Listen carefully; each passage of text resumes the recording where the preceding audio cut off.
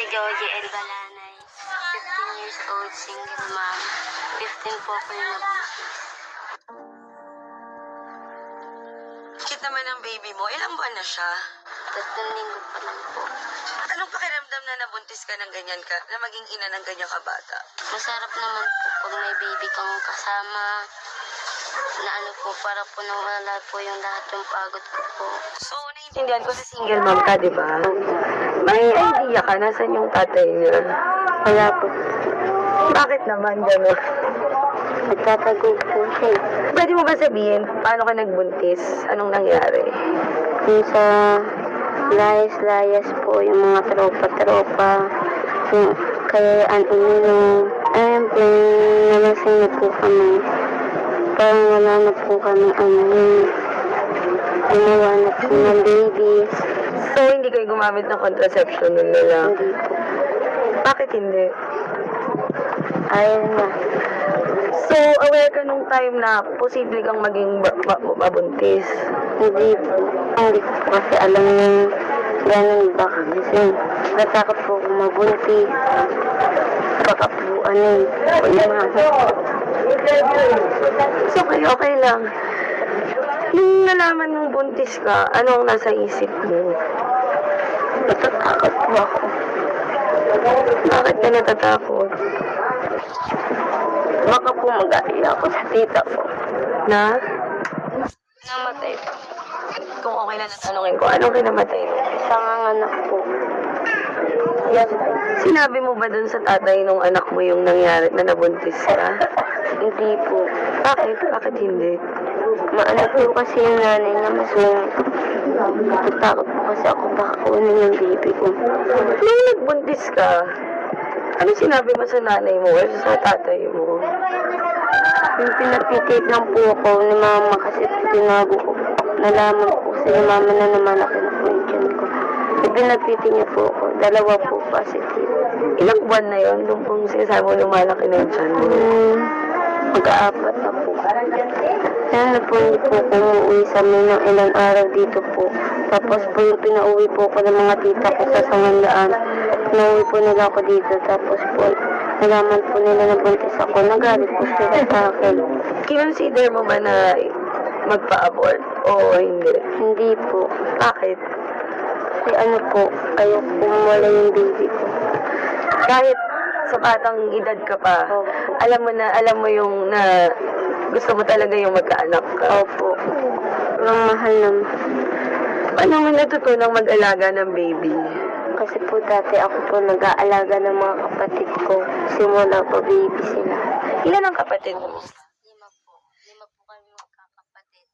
Panganay po ako. So, yung ilan taon yung pinakabata mong kapatid? 3 po. Tinuturoan po ako ng mama ko maglinis ng anak tsaka magpaligo ng baby. So, sa ngayon, di ba dapat nasa school ka? Namimiss mo bang pumasok? Opo. Kasi po masarap daw po mag-aral. Madami ka daw po matututunan sa school. Ano ang pinakamalaking challenge para sa'yo sa tingin mo ng pag-aalaga or pagpapalaki ng bata nang mag-isa ka lang? Ano po, magtatrabaho po ako ng maigi. Po, para po may panggastos po ng baby. Paano mo naaalagaan yung baby mo? Paano kayo nakakaraos ng baby mo? Tinutulungan po kami ni mama sa pag-aalaga. Siya po bumibili ng pampers. May trabaho? Ikaw ba may trabaho? Wala. Yung mami mo ang nagpo-provide sa inyo? Tumatanggap po siya ng labada.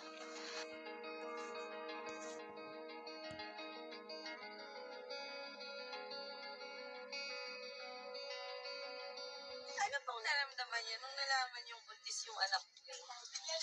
Ayun po, pinapamitan ko po siya bakit nilagyan siya ng buntis mo dito. Tapos, yung tinago niya po sa akin. Ilang buwan niya pong tinago sa'yo? Ano po, yung dumating pa siya dito, mag-aapat na po yung tiyan niya. Sabi niya, hindi daw siya buntis. So, sabi niyo po pagbalik niya sa inyo, matagal po siyang nawala sa inyo. O, ano po, 1 buwan po. Sabi ko sa kanya, hindi siya tutulong po buntis. Sabi ko, nag-aaral ka pa. Eh, ngayon, pumunta to sa barkada. Pag ilang araw siya ron, pag uwi, yan na yung nangyari. Nakatingin niyo po ba may pwede po sana kayong dapat nagawa na para naiwasan po sana yung maagang pagbubuntis ng anak niyo?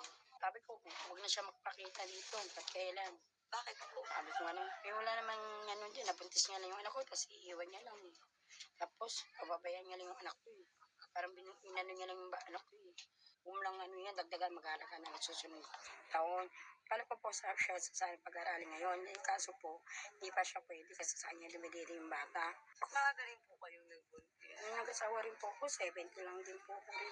Paano po nangyari kung Nung nakilala ko rin po yung asawa ko rin po. Tapos nung sama po kami yung taon na rin. Pangliman, yun na, napunta na po sa 5 taon na yung anak ko. Sa, yung anak ko na marami na po. Sila na anak ko, pang-6 na po ngayon. Sa unang kong asawa, may asawa po sa una. Iwalay na po kami, kasi ito po, pangalawa na po ito. aga rin po kayong teenage mom din po pala kayo? Opo, 70 lang din po ng kanan. Sa bansa po ba natin, maraming teenage mom din po? Marami rin po dito, kasi pala yung mga 79 years, 18, 19, ganyan po meron po. Mga bata pa, karamihan. Karamihan, yung mga boyfriend. Yan ang gusto na nila. Magkaroon sila, mag-boyfriend, din ang nangyari. Inaano lang yung mga magulang, pinapakalahan lang.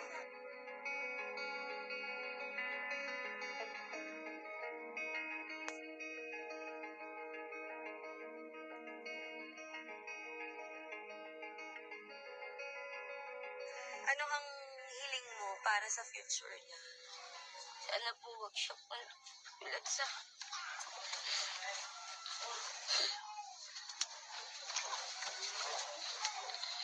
Huwag siya tutulad sa akin, mag-aaral siya ng mabuti. Huwag siya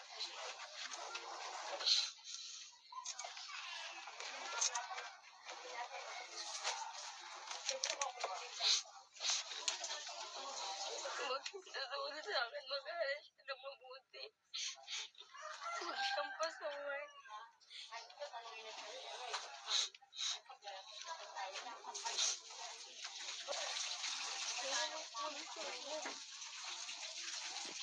Ikaw, sa future mo, ano ang gusto mong gawin? Gusto ko pa po mag-aaral.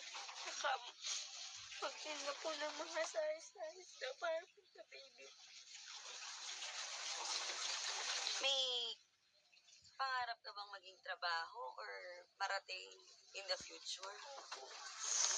Ang harap ko po kahit mag-teacher nung kaso hindi po ako, hindi tumigil po ako sa pag-aaral. Kasi maaga po ako nabuntis. Sa tingin mo ba, isang araw, makakakilala ka ng lalaki na mamahalin at tatanggapin ikaw at yung anak mo? Bakit hindi? Ayoko na po.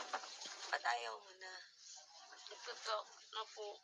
Natatakot po ako baka pag nabuntis ulit ako, baka iwan po ulit ako. Siyempre, nandiyan naman yun. Okay lang po sa akin kung yung sabi ng mga tao.